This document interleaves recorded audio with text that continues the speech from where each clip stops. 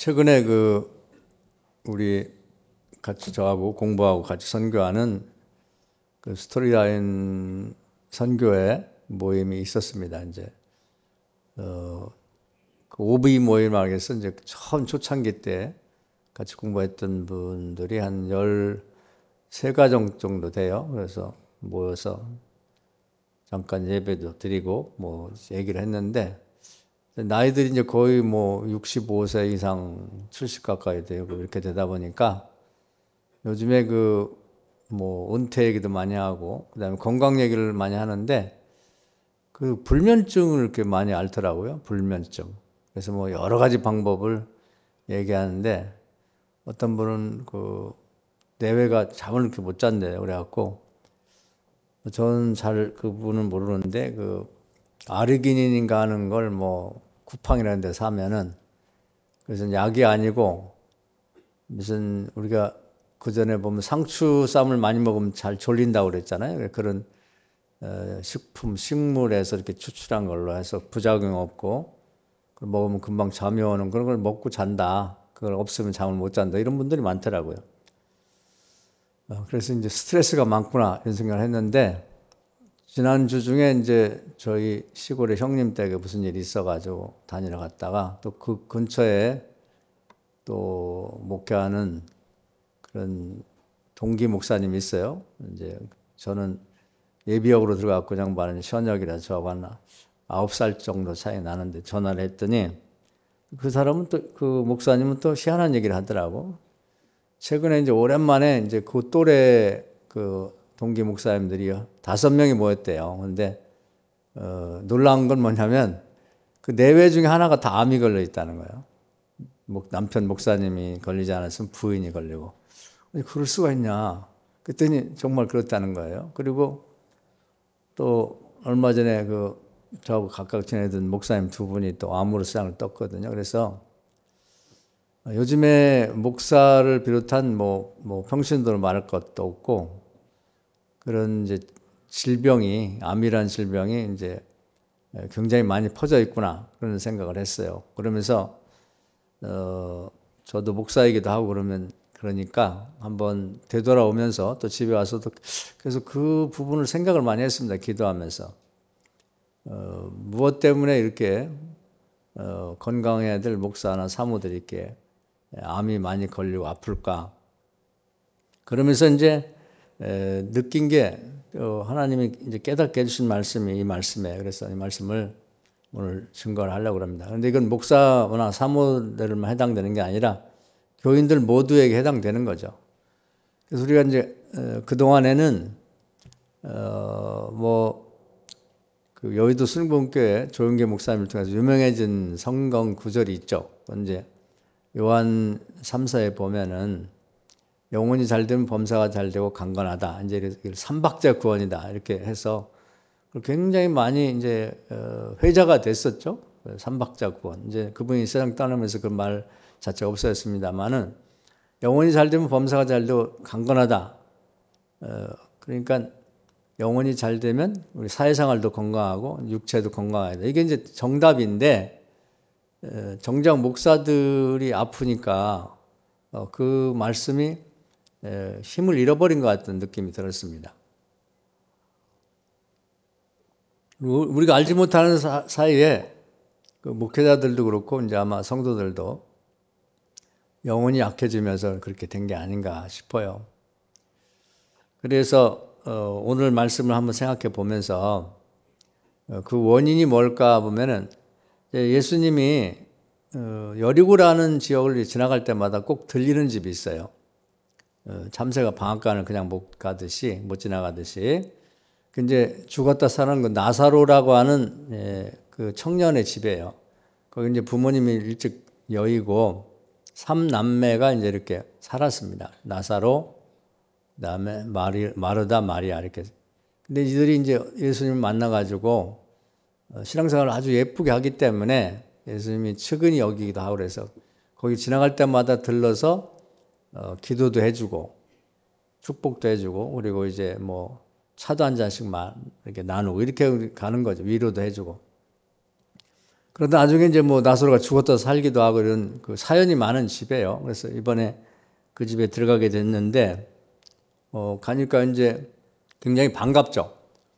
그래서 이제 그 뭘 맛있는 걸 대접하려고 마르다 마리아가 이제 분주하게 움직이다가 이제 예배드리자 그러니까 이제 마르다는 손 닦고 이제 들어와서 그 제자들과 함께 예배를 드리게 됐고, 언니 마르다는 이제 책임감이 있고 그러다 보니까 밖에서 이제 뭘 부스럭부스럭 하면서 이제 음식을 만들고 있는 거죠.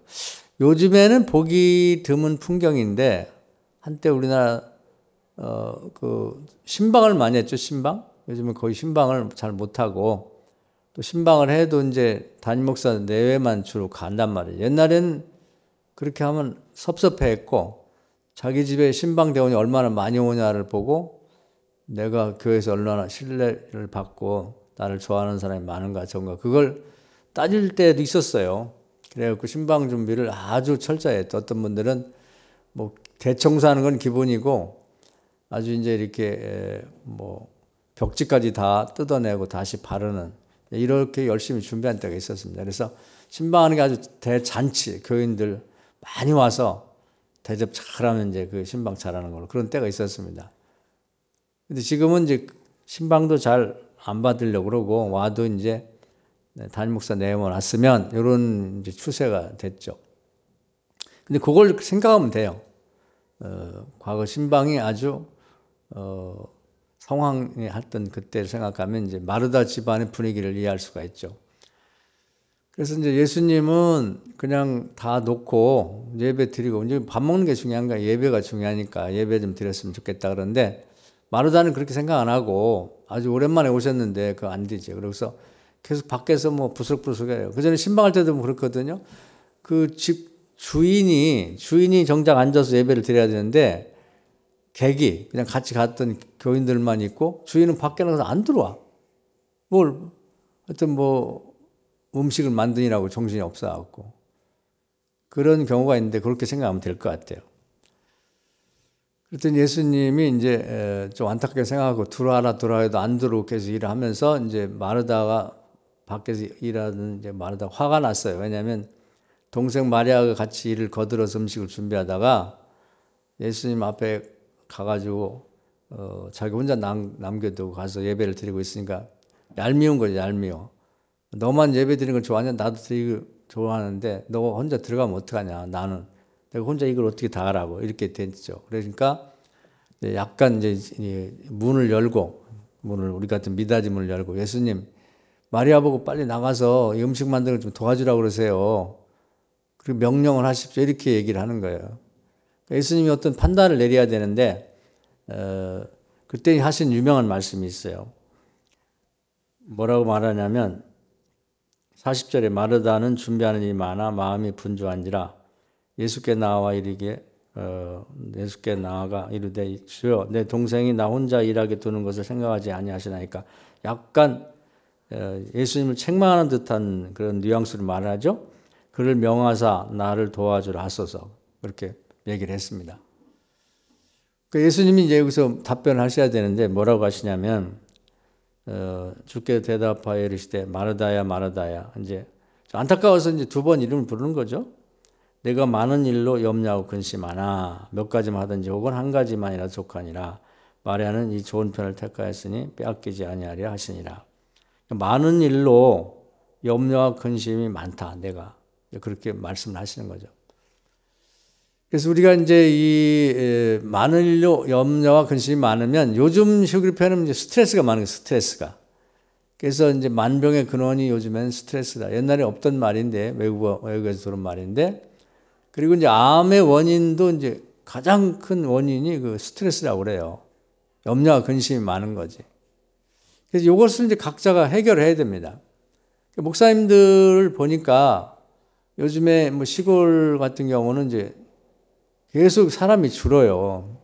그래가지고 그전에는 꽤 교인이 있었는데, 또 교회 겉에서 보는 이제 건물들이 이제 다 옛날에 지어놨는데, 그 교인들은 뭐 한 서너 명, 뭐 5명 이렇게밖에 없고, 거기도 이제 또 1년에 한두 분은 또 돌아가신단 말이에요. 그러니까 목사님들이 견디지를 못하는 거예요. 시골은 특히 뭐 젊은 사람도 없고, 교인이 있는 분들이 이렇게 세상 뜨는 건 어떻게 말릴 수가 없으니까. 교회 재정도 안 되고, 또 시골에 뭐, 그러다 보니까 사모님들이 이제 일 나가고, 또 본인들도 뭐, 도시에서는 그래도 뭐, 또 뭐 일할 거리 있지만 시골은 없거든요. 그러니까 이게 이제 엄청 스트레스가 되는 것 같아요. 그러니까 이제 마음이 허하다 보니까 이제 오라는 데는 없는데 뭐 갈 곳은 많은 거죠.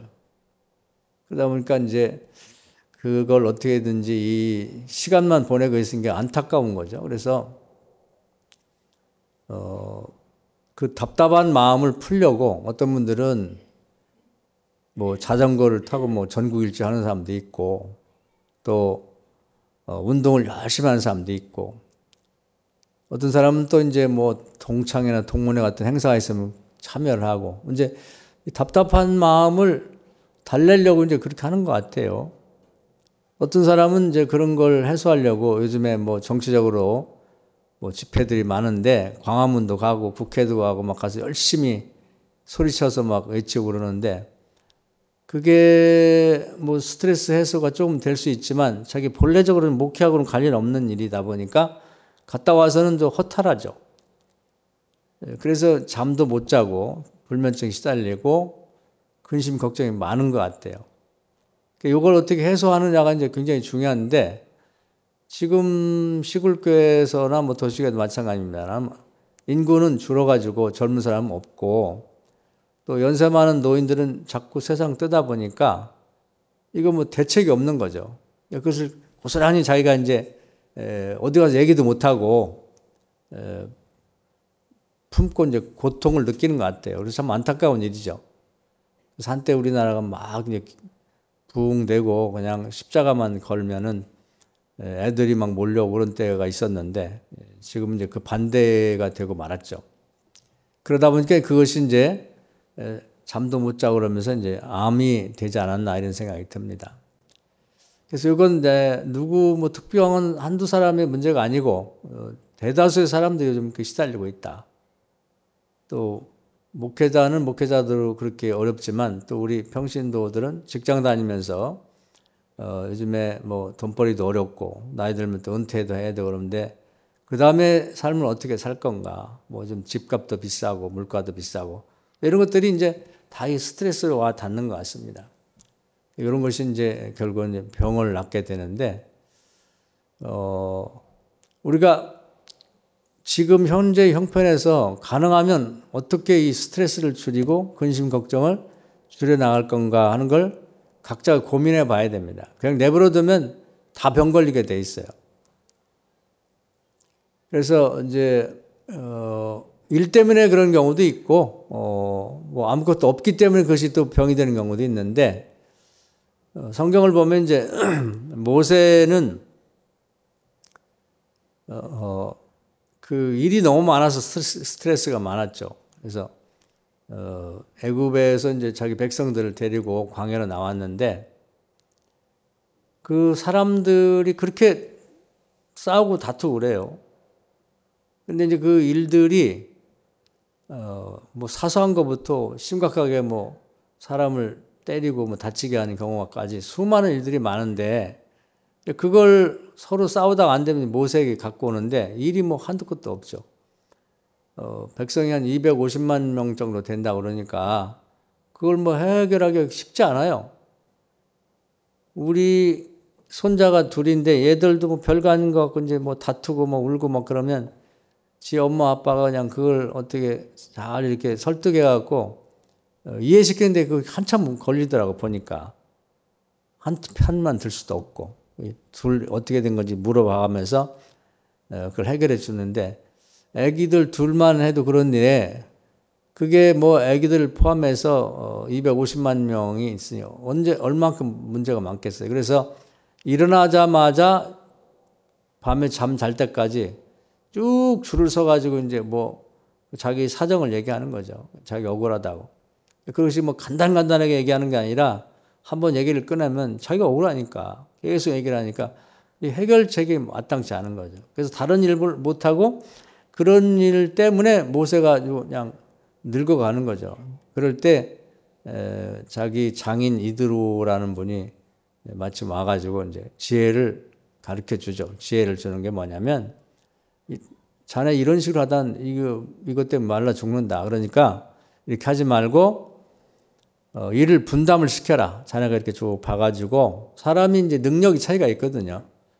그러니까 아주 능력이 뛰어난 사람은 1000명을 떼어 맡겨라. 1000명을 관리하도록. 천부장이라고 하고, 천부장 밑에 100명을 떼어서 관리하는 백부장을 두고, 그 밑에 50부장, 그다음에 10부장을 둬서 단순한 일들은 이제 그 10부장 선에서 다 해결하고, 그것이 해결 안 되는 건 50부장이 해결 못하는 건 100부장이 해결 못하면 1000부장의 문제를 가져와서 해결하도록 그렇게 일을 분담시켜서 이 문제를 해결하도록 해라. 요즘 말하면 사법체계 같은 걸 세운 거죠. 그래가지고 이제 그렇게 딱 떼매기니까 일이 훨씬 줄어버린 거예요. 그래서 이제 모세가 이제 다른 걸 생각할 수 있는 그런 이제 시간적인 여유를 가졌죠. 그래서 일 때문에 스트레스가 많은 사람은 지혜를 발휘해서 일을 다른 사람에게 분담시키고, 또 일도 딱 나누어서 어떻게 체계적이고 조직적으로 나눠서 할 건가를 계획을 세우지 않으면 그것이 다 자기에게 부담으로 와가지고 그게 병이 되는 거예요. 그래서 이것이 필요합니다. 또 초대교회 때도 이제 처음에는 교인이 뭐 얼마 없었죠. 120명 정도 있었는데 그 한 8,000명 정도가 되니까 일이 얼마나 많아요. 헌금도 많이 들으니까 헌금 관리도 해야지. 그리고 이제 그걸 쓰는 것도 이제 힘들다고. 처음엔 주먹구구시로 했지만은 조직적으로 써야 되죠. 그러다 보니까 이제 그 12사도들이 이제 책임을 지고 그 일을 하는데 일이 엄청 많은 거죠. 그러다 보니까 이제 정작 해야 될 기도하고 또 성경 읽고 은혜 받아야 할 일을 제쳐놓고 그걸 해도 그만 안 해도 그만인 것처럼 되고 직접 지금 당면한 과제가 문제가 되니까 그거에 매달리다 보니까는 이제 교회 내에 분쟁이 생기고 성령의 역사가 이제 감소가 됐죠. 특히 이제 그 재정을 분담에 나눠주다 보니까 또 유대인하고 이제 헬라인하고 우리 말하면 이제 교회 이제 우리 한국 사람도 있고 뭐 필리핀에서 온 이주자도 있고 이런 식이라고 보면 서로 불만이 있는 거예요. 저 사람들 외국인인데 왜 이렇게 많이 주냐? 외국인들은 왜 우리하고 한국인하고 똑같이 줘야지 한국인하고 더 주냐? 이러면서 이제 그거 갖고 이제 분쟁이 나는 거죠. 그래서 이것 때문에 아주 곤란을 많이 겪게 되죠. 그래서 이제 7 집사를 뽑아가지고 이제 그들에게 이제 그 달란트에 따라서 재정도 맡기고 선교도 맡기고 교육도 맡기고 책임을 맡겼다. 이것은 마치 구약시대에 모세가 천부장, 백부장, 50부장, 10부장을 뽑아갖고 일을 맡긴 것과 똑같이 그렇게 해서 그분들이 이제 재주가 있는 사람들이 맡겼기 때문에 일을 잘 해나갔고, 그래서 시간적 여유를 갖고 이제 사도들은 기도하는 일과 또한 성경 읽고 은혜 받는 일에 집중할 수 있어서 다시 이제 교회가 회복이 됐다 이런 말이 있습니다. 그래서 우리가 이 근심과 걱정이라고 하는 것이 도대체 어디서 오는지 사람마다 달라요. 또 교회마다 그 집단마다 다르는데 각자 한번 생각할 필요가 있습니다. 교회도 저는 뭐 우리 교인들하고 오랫동안 같이 이렇게 신앙생활 해왔습니다만은 그 일을 이제 다 맡기는 편입니다. 예를 들면 재정 같은 게 이제 목사가 가장 신경 쓰는 그런 분야예요. 왜냐하면 헌금이 얼마큼 들어오고 또 얼마큼 나가는지 알아야 이제 교회에 어떻게 운영이 되는지 안 되는지 파악할 수 있는데, 근데 저는 목회를 하다 보니까 그걸 잘 아는 것이 도움이 되기도 하지만 저에게는 사람마다 다르죠. 좀 좋지 않았어요. 그래서 저는 원래 상업고등학교를 나왔기 때문에 그 분야를 알자고 하면 잘 알 수도 있는데 목사가 되면서 그 분야를 포기했어요. 그래서 그 외에는 이제 무능해졌습니다. 뭐 그 재정 관리하고 이런 게. 그래서 우리 장로님들하고 성도님들이 잘 하시니까 믿고 맡기고, 그리고 이제 연말에 가서 한 번만 봅니다. 한 번만. 근데 누가 얼마큼 헌금하고 그런 걸 잘 몰라요. 그런데 그 전에 제가 다른 건 모르겠고 그 선교헌금을 해보니까 정말 최선을 다해서 하는 분들도 있고, 제가 볼 때는 형편이나 여러 가지 봐서 좀 참여를 했으면 좋겠는데 전혀 10원도 헌금을 안 하는 사람도 있고, 또 이 양반은 너무 어려운데 정말 최선을 다해서 눈물 겹도록 헌금하는 분도 있고, 그러니까 그 제 마음이 그것까지 사람을 판단하게 되더라고요. 그래서 이건 아니구나. 그다음부터 다르게 보이는 거예요. 그래서 헌금 가지고 사람을 판단하는 건 그것은 좋지 않다. 그래서 헌금을 안 보기로 했습니다. 그래서 이제 그 분야는 우리 장로님들한테 딱 맡겨서, 장로님이 저보다 더 잘하니까 사회생활도 오래 했고 훨씬 더 잘하죠. 그래서 이제 분담을 시켜서 제 마음의 부담을 많이 줄였어요. 아마 그걸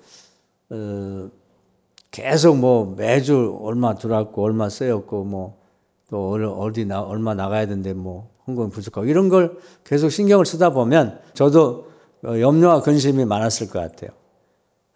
저도 이제 좀 완벽주의에 가까운 성품을 갖고 있기 때문에 이제 그런 것이 만약에 신경을 쓰였다면 이렇게 딱 맡겼을 때하고 다르게 근심 걱정이 많았을 것 같아요. 그래서 이제 그건 이제 덜었고, 그건 덜어냈습니다. 저에게 있어서. 그리고 이제 교육 분야 같은 경우도 이제 담당자한테 딱 맡기고, 제가 뭐 타치를 잘 안 합니다. 제가 뭐 저보다도 유능하게 잘들 하시니까. 이제 목사님들도 이제 유치원 선생님처럼 교회의 모든 분야를 다 알아야 되고 거기에 대해서 뭐 이렇게 하다 저렇게 하다 간섭하고 이런 분들이 많은데, 이런 분들이 더 스트레스를 많이 받죠. 그래서 여러분은 어떻게 하시는지 모르겠지만 이제 가정도 그래요. 가정도 가정은 다 있으시니까 이것도 역시 이제 신경을 쓰자 그러면 이제 저는 남자하고 가장이니까 신경을 다 써야 되는데, 그렇게 하면 또 이제 우리가 정해진 시간이 하루 24시간밖에 안 되는데 가정 일을 다 신경 쓰다 보면은 정작 해야 될 일을 못 하거든요. 그 에너지, 힘하고 뭔가 시간이 필요한데 그걸 못 하니까 이제 저 같은 경우는 이렇게 딱 나눴습니다. 저희 집사람하고 저하고 할 일이. 그래서 가정 살림은 일체 제가 관여를 안 합니다. 도와주지도 못하지만 간섭도 안 한다. 그래서 뭐 우리 집사람이 잘하지만 하여튼 뭐 빨래가 많이 쌓여있건 뭐 이 설거지할 것이 많이 있든 청소가 잘 안 돼 있든 제가 뭐라고 안 해요. 왜냐면 제가 해줄 수가 없기 때문에. 그런 것까지 제가 다 하다 보면 언제 책 보고 언제 뭐 설교 준비하고 뭐 글 쓰고 할 시간이 없어요. 그 뭐 여러분 잘 아시지만 뭐 새벽도 끝나고 뭐 잠시 뭐 좀 누웠다가 일어나 점심 먹고 그러면 시간이 오후하고 저녁 먹고 시간 그거밖에 없어요. 근데 그 중간에 또 뭐 신방도 해야 되고 손님도 만나야 되고 뭐 하다 보면 정말 시간이 없어요. 또 우리 손자들이 놀러 와서 같이 놀아주고 하다 보면 언제 뭘 할 시간이 없거든요. 그러니까 그런 부분들은 다 우리 집사람에게 맡기고, 또 제가 부탁을 했습니다. 나는 교회 재정도 잘 모르고 집안의 재정도 잘 모르니까 내가 그렇다고 해서 뭐 재정이 부족하다고 해서 내가 뭐 돈 벌어다 줄 수도 없고, 그러니까 나한테 집안에 돈이 얼마 있는지 얼마 없는지 얘기하지 마라. 당신 선에서 알아서 해라. 나는 일체 거기에 대해서 관여를 안 하겠다. 그래서 이건 뭐 농담 비슷하게 1억 원 미만의 얘기는 하지 마. 1억 원 넘어가는 거면 나한테 얘기해. 뭐 그럴 일도 없지만 그렇게 해서 다 맡겼습니다. 그리고 또 한 가지는 당신이 나보다 힘이 세니까 슈퍼를 가는데 어디 갈 때 웬만하면 당신이 다 알아서 해. 나보고 같이 가서 들고 오라고 하지 말고. 그래서 웬만하면 집사람이 다 들고 다녀요. 그 고생이긴 한데 내가 도저히 우리 집사람이 혼자 들을 수 없고 차량 운행이 가능한 해야만 하는 것만 도와줍니다. 그건 우리 집사람 일이에요. 그렇기 때문에 이제 상당 부분을 이렇게 맡겼죠. 애들 교육할 때도 애들 학원을 보내든지 뭐 어떻게 하든지 그런 건 다 알아서 해. 나한테 상의하지 말고. 그런 과정 속에서 이제 저는 그쪽에 잘 모르지만 우리 집사람이 이제 능력이 많이 생겼죠. 그쪽으로. 애들도 그래요. 우리 애들이 원망도 있고 그런데 학교 다닐 때 거의 비가 와도 제가 잘 차를 안 태워다 줬습니다. 어떤 분들은 비가 오나 눈이 오나 멀쩡하나 아침에 매일 애들을 등교시키고 학교시키고 하는데 저는 그렇게 안 했어요. 할 수도 있지만 자립심이 있어요. 자발적으로. 그래서 안 해줬는데 뭐 섭섭할 수도 있죠. 다른 아빠들은 해주는데 안 해주냐. 근데 그건 지 일이죠. 자기 일이라고. 저도 학교를 뭐 다녔습니다만은 10리씩 걸어 다니고 했어도 한 번도 누가 차를 태워다 주거나 그런 일이 없겠네. 내 일이니까 내가 알아서 해야죠. 그렇기 때문에 지금도 이제 자립심 애들이 자립심을 갖고 또 뭐 우리 사위도 그렇고 영롱이도 그렇고 뭐 또 초롱이도 그렇고 자기 일 하지만 제가 절대 타치 안 합니다. 간섭을 안 해요. 그냥 기도만 해줄 뿐이지. 뭘 어떻게 해라 저렇게 해라. 그럼 저보다 더 공부도 많이 했고 또 자기 일을 잘 하니까 또 애기 키우는 게 대해서도 일체 얘기를 안 합니다. 그냥 본인이 알아서 자기 새끼니까 자기가 키워야지. 그런 거지. 기도만 해줘요. 그렇기 때문에 이제 제가 쓸 수 있는 시간과 에너지, 힘이 이제 좀 축적이 되는 거지. 그거 없으면 아무것도 못 해요. 그래서 가정일도 이제 우리 교인들도 그렇게 했으면 좋겠다 하는 생각이 들어요. 재정관리도 제가 목회비하고 뭐 도서비 받는 것 같고 제 나름대로 살림을 하고 더 헌금하고 나머지 우리 집사람과 쓰고 그런데 일체 우리 집사람이 어디다 쓰는지 그걸 관여를 안 하고 우리 둘은 좀 남들이 보면 이상할 수도 있는데 1,000원까지도 꽂으면 반드시 갚습니다. 1,000원까지도. 그러니까 헌금을 할 때도 절대 상의 안 해요. 우리 서로. 뭐 이번에 추수감사 얼마 할까요? 그건 자기 믿음으로 자기가 알아서 하는 거지 얼마 했어? 한 번도 물어본 일이 없어요. 추수감사 아니면 뭐 감사한 거. 자기가 알아서 할 문제죠. 그러면서 이제 제가 하고 싶은 얘기는 근심과 걱정을 가능하면 덜어내라는 거죠. 아주 간명하게 자기 인생을 살아야 되는 거예요. 그래서 그런 시간 관리가 필요하다는 거고요.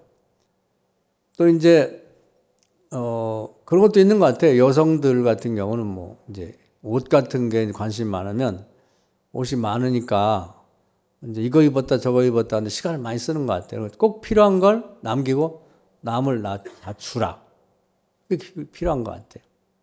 너무 많으면 그게 쓸데없는 시간을 낭비하는 거지. 그렇게 뭐 입고 난다 우리가 뭐 모델도 아니고 누가 봐줄 것도 아닌데 너무 시간을 많이 쓴다.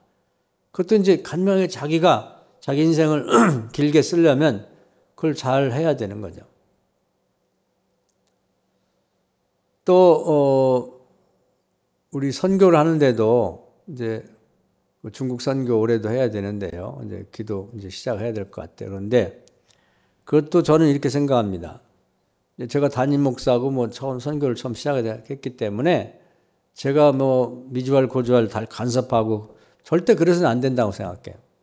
그래서 우리는 이제 김 장로님이 교장 역할을 잘해서 선교가 지금까지 잘 되고 있는데 이 일에는 이제 김 장로님이 책임자죠. 저는 옆에서 기도해주는 보조자일 뿐이지.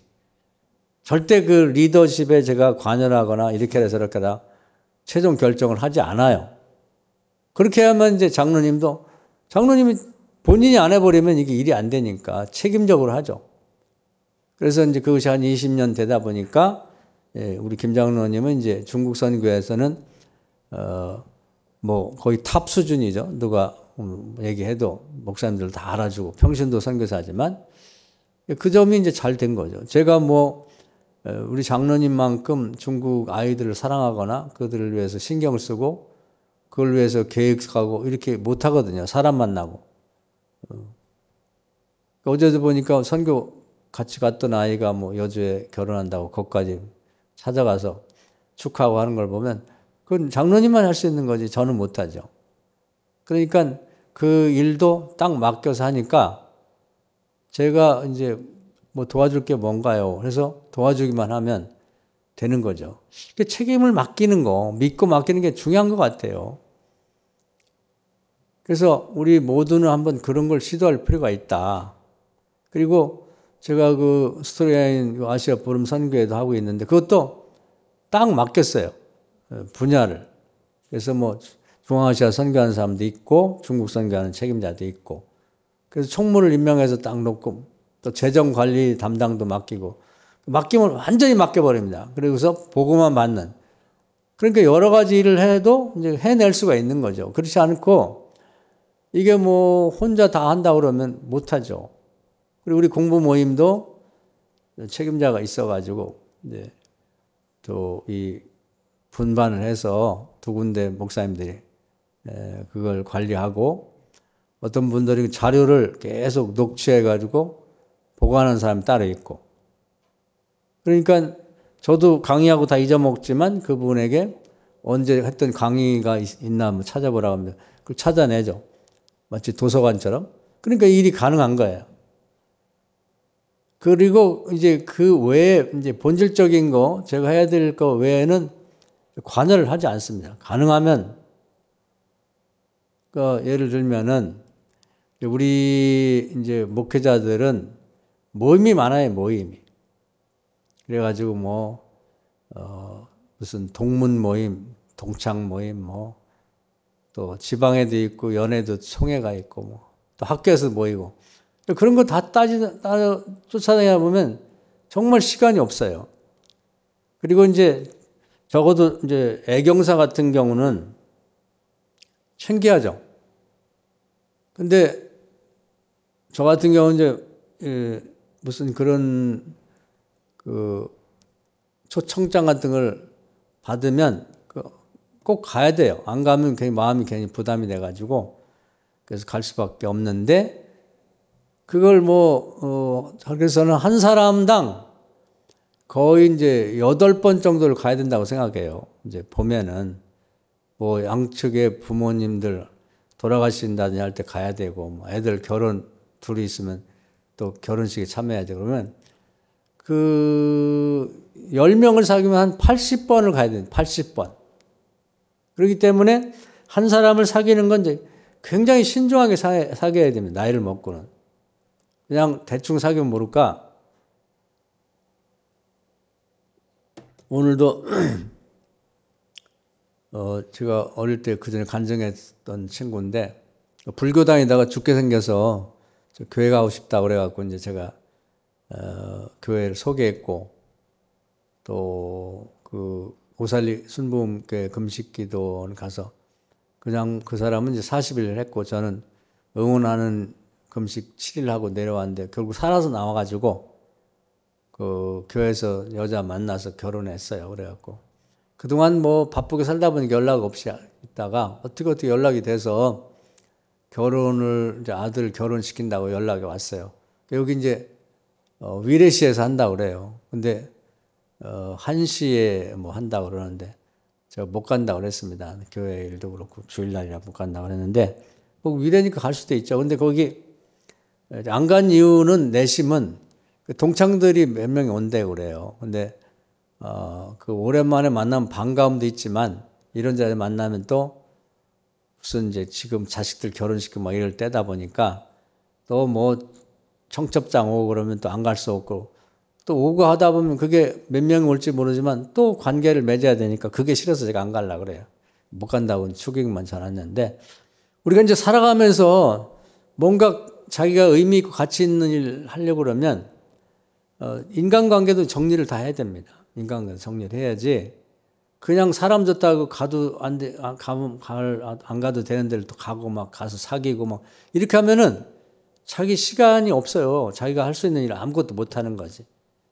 그러면서 근심 걱정만 생기는 거예요. 뭐 많은 사람들을 또 만나서 뭐 이제 뭐 이렇게 결혼식 가고 장례식 갔는데 내가 그런 일을 당했을 때는 얘들이 안 온다. 그럼 이제 그것도 속상하고 그럼 모든 일들이 이제 그 스트레스가 되는 요인이 되는 거거든요. 그러니까 자기가 결국은 인생은 자기가 경영해 나가는 건데 어떻게 할 건가를 잘 파악해서 정리를 해나갈 건 해나가야 되는 거죠. 그래서 목사들이 이제 모임이 엄청 많지만 냉정하게 안 갈 건 안 가고 꼭 필요한 것만 가도록 해야 됩니다. 그러니까 저 같은 경우는 일단은 학교 뭐 동창이니 동문 모임이 매년 몇 개씩이지만 한 군데는 안 갑니다. 그 연애 모임도 안 가고 딱 우리 지방은 성남 지방이니까 여기만 관여를 해요. 그리고 우리 교회만 관여를 하고 그리고 우리 선교회만 관여하고 이외에는 절대로 관여를 안 합니다. 그래서 뭐 별소리를 다 하고 오라고 하고 뭐 한 번만 하라 얼굴 한번 보자 절대 안 가죠. 그렇게 안 하면 자기 인생이 관리가 안 되는 거예요. 그래서 여기 이 얘기가 굉장히 중요한 거예요. 금방 지나가는 것 같지만 몇 가지만 하든지 한 가지만이라도 족하다. 그래서 우리가 냉정할 때는 냉정해야지 사람 좋다고 해서 다 여기저기 다니고 이렇게 하면 안 되는 거예요. 여기 마르다는 예수님이 답답해서 마르다야 내가 많은 일로 염려하고 근심이 많다. 많은 일로 염려하고 근심이 많은데 그 염려와 근심이 어디서 오는지를 우리가 원인을 파악을 해야 돼요. 왜 내가 불면증에 시달리는지 그걸 파악해서 그걸 제거를 해줘야 됩니다. 근데 누가 제거를 못해요. 자기가 제거를 해야 되는 거지. 이런 것이 이제 계속 가다 보면 잠도 못 자고 그러면서 이게 나에게 이제 질병을 갖다 주는 거죠. 면역력이 약해지면서 암이 될 수가 있고. 그것은 무슨 병이 그 병주는 모든 사람에게 다 있다고 그래요. 암이 병균 인자가 우리 몸속에 다 있답니다. 그런데 내가 잠을 못 자고 스트레스 많이 받아갖고 근심과 염려가 많으면 면역력이 약해지면 그것이 우리의 몸에 어디에 자리를 잡게 되면 그게 이제 암덩어리가 되는 거죠. 그러니까 우리가 이런 그 나에게 근심과 염려를 가져다주는 분주한 일, 많은 일들이 도대체 뭔지 거기서 덜어낼 건 다 덜어내야 돼요. 그래서 우리 몸을 깨끗하게 해서는 우리 정신과 마음이 일단 깨끗해져야 된다. 그리고 이제 그게 안 없어지는 경우가 있어요. 근심과 염려가.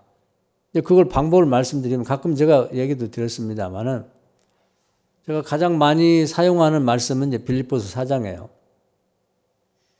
아무것도 염려하지 말고 기도와 간구로 구할 것을 감사함으로 알아요. 그러면 하나님의 평강이 그리스도 예수 안에서 너희 마음과 생각을 바꾸시리라. 그러니까 그 말씀을 암송하면서 내가 근심과 걱정이 있던 걸 하나님께 맡기는 거죠. 그러면 이게 신기하게도요. 마치 잡초를 뽑고 그 자리에다 꽃을 심는 것처럼 마음이 바뀌어요. 그래서 자꾸 해보면 아 이래서 하나님의 말씀이 살아온 능력이 있다고 했구나. 그것이 믿어지는 거죠. 그래서 온갖 근심 걱정이 많이 생기거든요. 그러면 마태복음에 나온 대로 산상수훈에 나온 대로 저가 또 하나 이용하는 것은 뭐냐면 내가 근심하고 걱정한다고 해서 뭐 주님 말씀했죠. 네 키를 한 잔을 키울 수 있냐? 네 머리털을 셀 수 있냐? 수고하고 무거운 짐을 다 맡겨라. 그래서 이제 그 말씀을 암송하고 수고하고 무거운 짐을 맡겨요. 그런 나름대로 이제 각자가 자기 체험을 근거해서 그런 문제를 해소하는 방법을 찾아 놔야 돼요. 저는 이제 4년 전에 이제 이렇게 교통사고로 이제 죽을 뻔했는데 그때를 많이 생각합니다. 내가 그때 죽었다 할지라도 우리 집사람도 뭐 건강하고 하니까 뭐 애들하고 잘 살고 있겠고 애들도 뭐 잘 살고 또 손주들도 잘 크겠지. 또 교회도 만약에 그때 내가 세상을 떴다 그러면 나보다 또 유능한 후임 목사님 와서 교회 부흥시키고 잘 하겠지. 그러니까 그렇게 내가 살아있다는 게 그렇게 뭐 대단하거나 나 없으면 안 되는 게 아니다 이 말이죠. 그러니까 막 나라를 위해서 걱정하고 그것도 제가 기도는 뭐 공식 적당히 잘 안 합니다만은 매일매일 기도하죠. 나라를 위해서. 그리고 지방을 위해서 기도하고 교회를 위해서 교인들을 위해서 기도하고 다 기도하니까 기도할 것이 굉장히 많은데 내가 기도 안 하면 그냥 뭐 세상이 다 무너지고 그런 것 같아도 내가 만약에 그때 죽었어도 세상은 잘 돌아갈 거다. 싸우는 사람 싸우고 하지만 잘 될 거단 말이에요. 그렇기 때문에 내가 너무 지나치게 어떤 문제에 대해서 근심 걱정하지 말고 하나님께 맡기자. 저도 잠 안 올 때가 많아요. 그럴 때는 이제 그 말씀, 두 가지 말씀을 가지고 기도해서 맡깁니다. 그럼 그게 맡겨져요. 신기하게. 그래서 하나님 말씀이 살아 운동력이 있는 거야. 그래, 내가 이렇게 뭐 신경 쓰고 잠 못 자고 고민한다고 해서 해결될 문제다. 하나님이 하시지. 우리나라도 그래요. 지금 뭐 정치권에서 싸우고 그래도 지난번에 얘기했습니다만 세계 6대 강대국이 됐다는 거 뭐 기적 같지 않아요? 하나님이 하시는 거지. 하나님이. 그러니까 크게 걱정할 필요 없어. 잠 못 자가면서. 그래서 우리나라가 지금 미국, 중국, 러시아, 영국, 독일 다음에 한국이에요. 프랑스와 일본을 제쳤습니다. 그거 상상도 할 수 없던 일이에요. 하나님이 하시는 거죠. 그렇기 때문에 우리에게 근심과 걱정을 주는 건 뭔가? 국가의 문제일 수도 있고 또 뭐 북한에서 으르렁거리면서 뭐 핵폭탄을 쏜다는 말도 있는데 그것도 마찬가지고 하나님 막아줘야지 뭐 사람이 막을 수 없잖아요. 그래서 기도하고 맡기면 좋겠다. 근심 걱정을 다. 이게 내 속에 질병의 원인이 되기 때문에. 그리고 이제 어떤 사람은 사람마다 좀 다른데 핵전쟁이 날까 봐 잠을 못 자는 사람도 있더라고. 그런데 그렇게 하지 말고 지난번에 제가 한번 설교 시간 얘기했어요. 하나님은 우리의 기후도 관장하시고 전쟁도 관장하신다. 그래서 구약에 보면 모든 전쟁은 하나님께 속한 것이라고 말씀했거든요. 그러니까 성경에 근거가 있단 말이죠. 그래서 우리가 태풍이 올 때 우리나라만 비켜간단 말이에요. 하나님 막아주시는 거예요. 그건 과거로 설명 안 되는 부분이죠. 그래서 우리가 늘 기도해야 된다. 태풍이 온다 그러면 마치 엘리야가 기도해서 비가 안 오던 게 오던 게 안 오고 이렇게 된 것처럼 기후도 하나님이 기도하면 바꿔주십니다. 또 전쟁도 마찬가지예요. 전쟁도 항상 전쟁이 일어날 가능성이 있죠. 근데 하나님께서 우리가 기도하면 전쟁을 막아주신다. 그래서 제가 비유를 드린 건, 전례를 말씀드린 건, 애굽 군대가 홍해를 앞에 두고 있는 이스라엘 백성을 공격할 때 하나님의 성령이 그 군대와 애굽 군대와 이스라엘 백성 사이를 딱 가로막으면서 전쟁을 막아줬거든요. 그런 일이 지금도 가능하다는 거죠.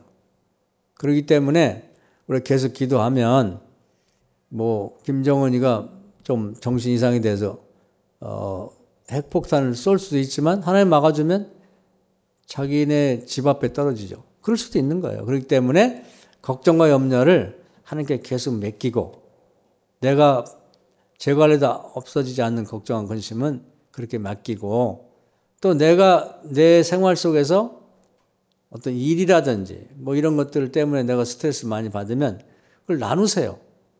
그리고 사람들에게 맡겨. 그래야지 그걸 다 내가 끌어안고 내가 그걸 고민하고 해결하려고 하면 그것이 다 병이 되는 거죠. 그래서 여기 보면 마리아와 마르다가 나오는데 대부분의 사람들은 마르다 같은 성향을 갖고 살고 있다. 그냥 안 해도 되는 것까지 걱정을 근심이 많아가지고 잠을 못 자고 그리고 이제 자기 마음이나 또 이 생각이나 시간을 소모하는데 그렇게 하지 말자는 거죠. 그래서 현명하다는 건 그걸 자꾸 이렇게 분리시켜서 분리수거하듯이 이렇게 버리는 거죠. 집에 뭐 너무 많은 옷이 있다든지 신발이 있다든지 애들 장난감이 있다면 또 본 책이 있다든지 그런 것도 싹 남을 나눠줘요. 나눠줘야지. 안 그러면 집안이 돼지우리처럼 됩니다. 쓰레기장처럼. 우리 마음도 마찬가지예요. 마음에도 필요 없는 모임 같은 건 싹 빠져버려요. 나 이제 못한다고. 그냥 오라고 그러면 그런 마음이 약해지지 말고 싹 버려야 돼요. 머릿속에도 불필요한 게 있으면 싹 버리라고. 그래서 심령을 가난하게 만들어야 돼요. 심령을 가난하게 만드는 게 굉장히 중요한 거예요. 그걸 제일 잘하는 사람이 누구냐면은 바울이에요. 바울. 요즘 욥기 보면서 은혜 많이 받았죠? 욥은 그냥 강제로 빼앗긴 거고 바울은 예수님이 일을 하려고 보니까 거리적거리는 걸 싹 버렸단 말이에요. 그냥 우리가 생각하는 버릴 수 없는 거야. 로마 시민권 얼마나 귀한 거예요. 가말리엘 문화에서 배운 그 랍비, 그 학력, 그 다음에 바리새파 귀족의 직분, 뭐 신분, 또 부잣집 아들이다 보니까 재산 싹 버렸어요. 10년이 가난해진 거예요. 이런 분들은 그런 걸 그냥 오물처럼 버렸는데 우리는 별것도 아닌 걸 갖고 그냥 계속 쌓아두기만 하고 10년이 가난해질 수가 없는 거예요. 집안이 좀 이렇게 아무것도 없이 좀 텅 비게 그렇게 살 수가 없는 거예요. 뭘 그렇게 갖다 쌓아놓으니라고.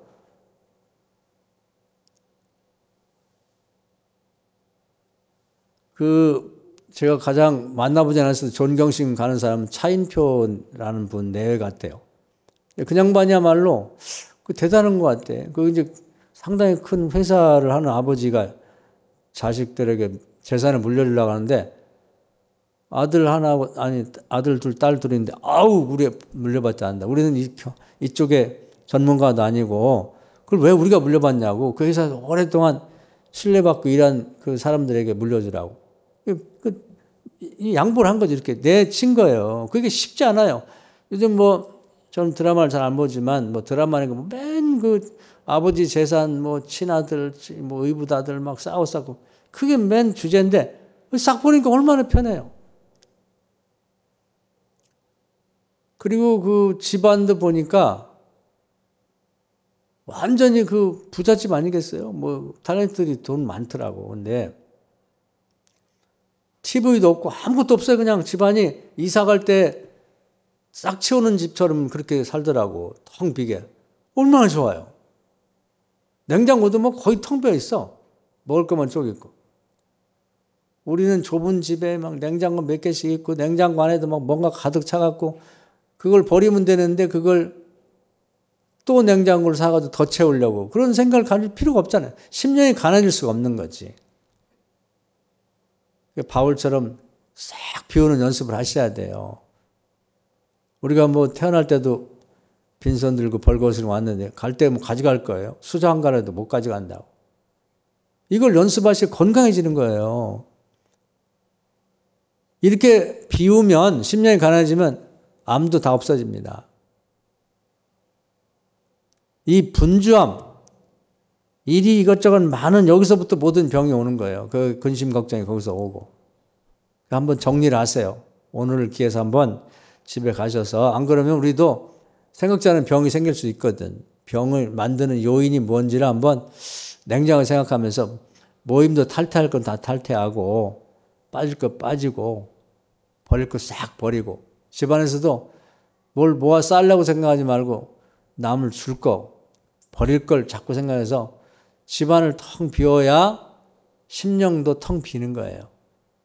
이런 분이 없으면은 못하는데 우리보다 훨씬 더 가치 있는 걸 가졌다고 다 버렸던 바울 같은 분이 있잖아요. 하나님이라는 데 방해가 되는 걸 싹 버렸다고. 그러다 보니까 이제 나머지 시간 마음 뺏기는 거 없이 근심 걱정 없이 하나님 일만 할 수 있었던 거죠. 이런 걸 배워야 된다는 거예요. 자꾸 갖다 놓고 쌓고 더 높아지고 더 많은 걸 갖고 이런 것만 자꾸 쳐다보지를 말고 싹 버리고 한가지게 사는 그런 사람 병이 없죠. 스트레스가 없지. 불면증에 시달릴 일이 없는 거죠. 그래서 이 마리아의 심령이 가난한 상태를 주님이 칭찬하시고 마르다처럼 심령이 복잡해가지고 그냥 신경 쓰는 것 많고 책망하셨거든요. 책망이라보다는 안타까워서 너 왜 그렇게 사니? 그렇게 살지 마라.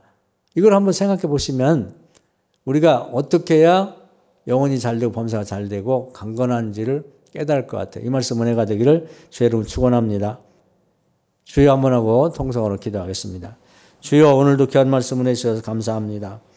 이 말씀대로 살면서 우리가 심령이 가난하게 되어서 집중해서 하나님 일을 더 많이 할 수 있게 하시고 또 지혜를 주셔서 불필요한 것들을 다 버리고 또 그것에서 벗어날 수 있도록 지혜를 허락하여 주옵소서. 그래서 우리의 심령이 가난해서 영혼이 잘되고 범사가 잘되고 강건한 축복을 실제 누리며 사는 우리 교인들 다 되게 하여 주옵소서. 지금까지 복잡하게 살았다면 오늘부터 이 일을 실천할 수 있도록 인도하여 주옵소서. 예수님의 이름으로 기도하옵나이다. 아멘.